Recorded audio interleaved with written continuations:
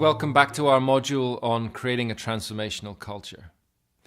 In this session, we're going to drop into what it means to really create a healthy field of relationships in a culture and your role in that. Because essentially, culture, that lower left quadrant, is built from the space in between people. It's the values, the beliefs that hang out in the space in between. So it's all about relationship between people. And what's important in our organizations, particularly if we're trying to create a resilient culture, so one where the fabric of relationships isn't strained and rigid, but is able to rebound under stress, come back together, requires that the field of relationships between people is as clear and as clean as possible. Now that's much easier said than done. As this nice little cartoon shows, we're often attracted to each other because in some strange way we're opposites. Opposites attract. And in relationships, it's often like that because we see something in somebody else that we really like because we're missing it in ourselves. And when we get into that kind of relationship where we start to become dependent on the other person because we're looking for something from them to fill a gap in ourselves, we can easily get into an unhealthy relationship where we're dependent on the other and we're trying to extract something from the other person in that relationship simply because we're missing it in ourselves. So something may have happened in our past that, for example, made it hard for us to trust people in some way, as an example. And if we meet somebody else who's extremely trusting and open, then we find that matches the piece that's missing in us. Now that means we get into a dependent relationship with the other person. That for us to feel free and whole, we need to have the other person with us to fill the gap that's missing in ourselves. And the moment that that person tries to move away or disagree with us or has a different opinion, we panic because we sense that that piece that is missing in ourselves is about to disappear. And we start to no longer feel free and whole because that gap in ourselves returns. If we take the lack of trust piece, then we start to worry again about trust as soon as that person moves away. So we lay a claim on that person. We claim that person to fill that gap in ourselves. And the moment that they don't meet that claim, we get uneasy and we start to create tension and stress in the relationship. So this is why the personal development work is so important, because we start to identify the gaps in ourselves that we need to fill through our own personal work so that we don't end up in these kind of dependent relationships where we're claiming the other person to fill that gap. And as soon as we have that claim, we're in a tension field, because if they try to express a difference from their perspective, we feel like we're being attacked personally because they're taking away that piece of us that we need to have filled. And we need to have relationships where each of us is able to stand on our own 2 feet, stand in our own power and our own sense of identity, and be able to have a mature exchange of views, particularly when there's many stresses and many different things coming in, and we're trying to bring in multiple perspectives. We want to be able to have as clean and as clear a conversation about those perspectives without us taking somebody's difference with our perspective as being a personal critique. So it's like you're sitting in a meeting and you have an idea and you bring in an idea, and somebody has a different piece of information and therefore disagrees with your idea. And you take that difference as a personal attack. You feel that that person is attacking you individually rather than disagreeing with your idea. What goes on? There's a surface level conversation, but underneath there's all sorts of tensions that are fueled by those kind of gaps in people which are needing to be filled. So for example, you're trying to get to an agreement, there's different perspectives, and then somebody disagrees with somebody else and they worry that that person doesn't like them. So they take it personally. And remember the law of impersonality?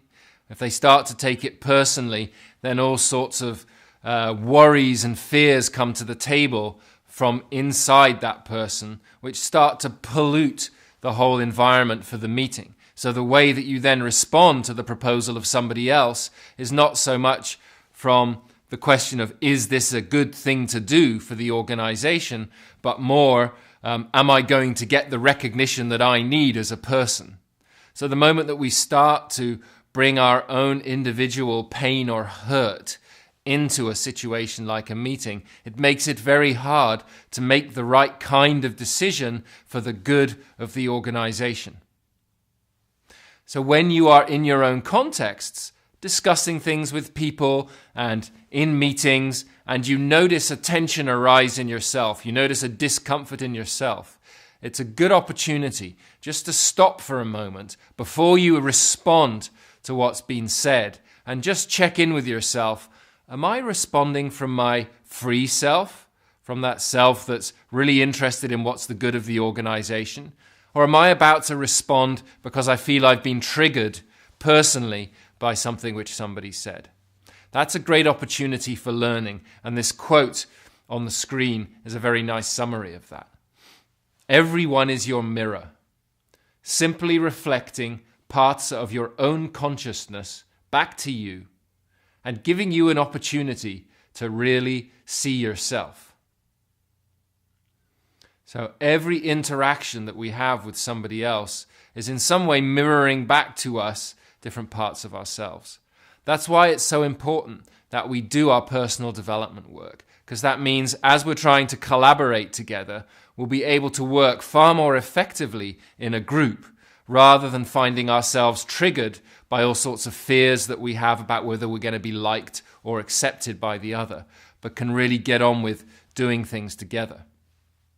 So there's a couple of good practices that you can adopt to help keep this field of relationships clear. If, for example, you start to create an opinion in your mind about somebody else, you notice that you're starting to form a judgment. So, you hear somebody say something and you interpret it as a critique of yourself, and you start to generate a story in your mind about this person doesn't like me, or this person doesn't value my contribution. The moment that you become aware of that kind of judgment and story, you can go and check it. Go to the other person. This is the face everything and avoid nothing tenet. Go to the other person and say to them simply, hey, I've noticed that I'm beginning to form an opinion in my mind that you're not really valuing my contribution. Do you recognize that? Ask them. Check. It's called a check. I need to check with you. Are you really holding that opinion for me, or am I just making that up because I'm insecure in certain ways? And the person will give you an answer. And if they say, yes, I am, then there's a matter of conversation. Okay, so what is it that you're seeing in me and my behavior that makes you feel that I'm not contributing everything I can? Or they say no, and you have to decide whether you're going to really accept that and allow that in. No, actually, I don't have that opinion of you. Then for some reason, you have created that story in your mind, and it's your own thing to deal with. It's nothing to do with the other person. It's your own thing. And then you can go into your own inquiry about, okay, how come? When that person just said something with good intention, I interpreted it in a different way. And start your own self-reflection process and look at yourself from what is it that I might need to heal in myself so that I don't end up drawing those kind of conclusions again when they're actually not an accurate representation of what the other was intending. Now, those practices, they can feel pretty scary to do, because you're feeling a bit vulnerable yourself, you're feeling hurt, maybe that's triggered some anger in yourself underneath the fear. And for you to then walk up to that person that you're seeing as somebody who's not liking you or being critical of you and checking with them requires a lot of courage, but it releases an immense amount of energy in yourself and in the relationship. And it creates a basis of trust in the relationship, which is critical for a resilient culture.